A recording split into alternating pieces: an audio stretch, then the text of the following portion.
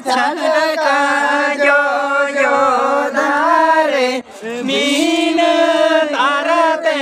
बाना मसाड़े आपे छटका जो जो धारे मीन तारते बाना मसाड़े मीन तारते बाना मसाड़े नमदो मुड़िनिगे बीन तारते बाना मसाड़े नमदो मुड़िनिगे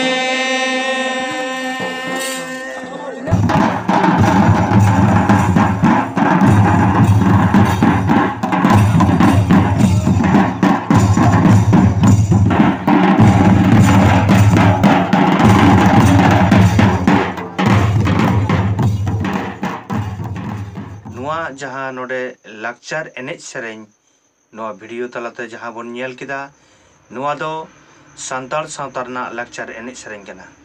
मेनखान तेहेñ नोय संताल सावता रना लाक्चर एनेज सेरेंज नोआ दो ओका पाता से ओका परब से ओका मेला छाता रना हो बांग कना नोआ दो मिड कॉलेज पठु कुड़ी गिद्रे कोड़ा गिद्रे कोआ उयहर चिंता भावना कना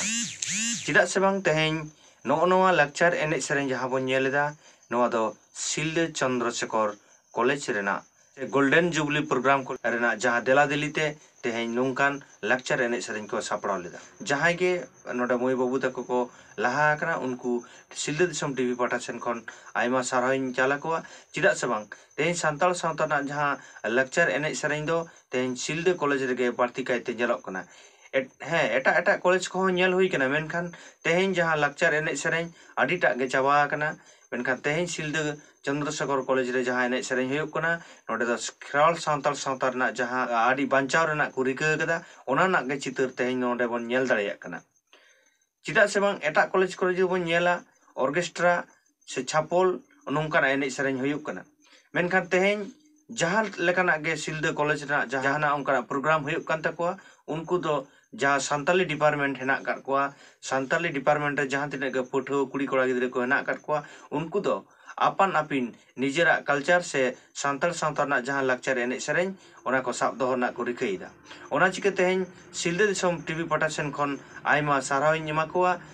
साव सावते जहाँ एटा कॉलेज कोरेन जहाँ सान्ताली डिपार्टमेंट रेन पठुआ मोय बाबू तको मेना पेया सानाम कोगे आपे हो नोंकाना प्रोग्राम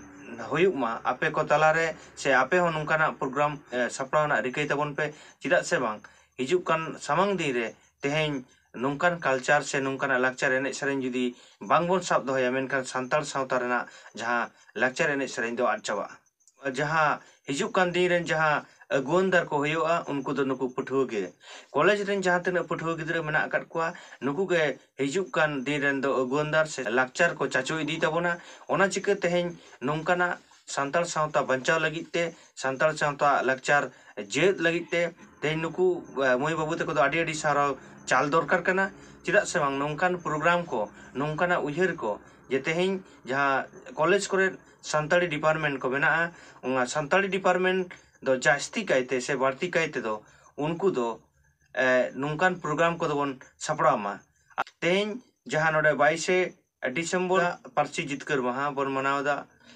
तो नोआरे नेल कना आयमा कॉलेज रेगे ऑर्केस्ट्रा छापल से छापरी एनेज को हको सापड़ाव कना मेनखान नोंका दो बांग काते तेहेñ सानाम कोगे दे नो नोंकाना मिदटांग आबो लाक्चर एनेज सेरेंज मन सापड़ामा चिदा से बांग तेहेñ नोंकान प्रोग्राम जुदी तेहेñ बांग हुयुआ नोआ कॉलेज कोरे मेनखान आगाम दिन रे जहाँ आबो लाक्चर एनेज सेरेंज दो हापिदो मेनते इᱧ मनेदा चिदा से बांग तेहेñ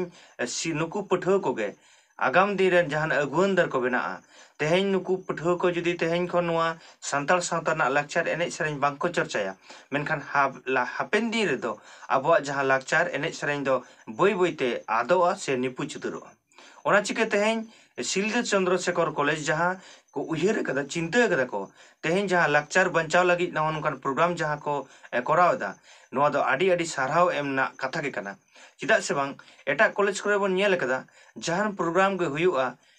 बाड़ती कायते ऑर्केस्ट्रा से नोंकान छापल टापल से माइक बॉक्स ताला तेगे एनेज को बन नेल कदा पार्सी जितकर महा 22 डिसेम्बर करे हो नेल हुई केना से दामनान दिन करे हो ऑर्केस्ट्रा से छापल को एनेज कदा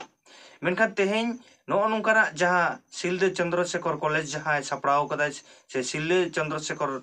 कॉलेज रेन जहां सान्ताली डिपार्टमेंट रेन बोई बाबू तको जहां को सपड़ाव कदा नोआ दो आडी आडी साराव आडी गाहिर उइरान मई बाबू तको गे नोंकाना लाक्चर एनेज सेरेन दको सपड़ाव दाड़िया चिदा से बांग तेहेन नुकु के आगाम दिन रेन आबोरेन अगुनदार कना को एटा एटा जायगा करे हो एटा जहां कॉलेज को मेना कोआ नुकु हो इन पाठासन को सिल्ले दिसम टीवी पाठासन को नेहरिन दोहया जे तेहेन जहां चंद्रशेखर कॉलेज रेन सान्ताली डिपार्टमेंट मोई बाबू तको जहां लाक्चर एनेज सेरेन बंचाव लगी नोंकान प्रोग्राम को करावदा आपे हो नोंका के अब सान्ताल सावतारना लाक्चर एनेज सेरेन को जाते नोंका के बंचाव दो दाड़िया बोन ओना खातिर सान्ताली डिपार्टमेंट जहां जहां करे मेना कदा जहां जहां कॉलेज करे मेना कदा ओना कॉलेज रेन मोई बाबू तको नोंका के प्रोग्राम बोन सापड़ामा आ नोंका के अब एनेज सेरेन से अब कल्चर मा आर मिटन कथा तेहेन जहां नोआ वीडियो पे नेल तबोना जहां पठियो को जहां मोई बाबू तको सान्ताली डिपार्टमेंट रेन सनाम को गे इनी नेहरो जे नोआ सिल्ले दिसम टीवी चैनल दो सब्सक्राइब तबन पे चिदा से बांग तेहेन नोंगा सिल्ले दिसम टीवी दो एकदम सान्ताल सावता रेना अन आरी से सान्ताल सावता रेना जहां लाक्चर लेखान जिनिस को गे साब रकाब ना चेष्टायदा ओना चिक तेहेन सनाम को गे सिल्ले दिसम टीवी दो सब्सक्राइब तबन पे आ जहां को पे सब्सक्राइब कत कनवा सिल्ले दिसम टीवी पाठासन को साइ साइ सारो तान कना मान खान इnya पे कर सामang रे दोहराते आर मिटang वीडियो हाते हिजुआ साव रे ताहन तबन पे आ नोआ वीडियो नेल तबन पे नोआ एनेज सेरेन को नेल तबन पे आर रस्क रमज रे ताहन बन मान खान सानम को जोहार।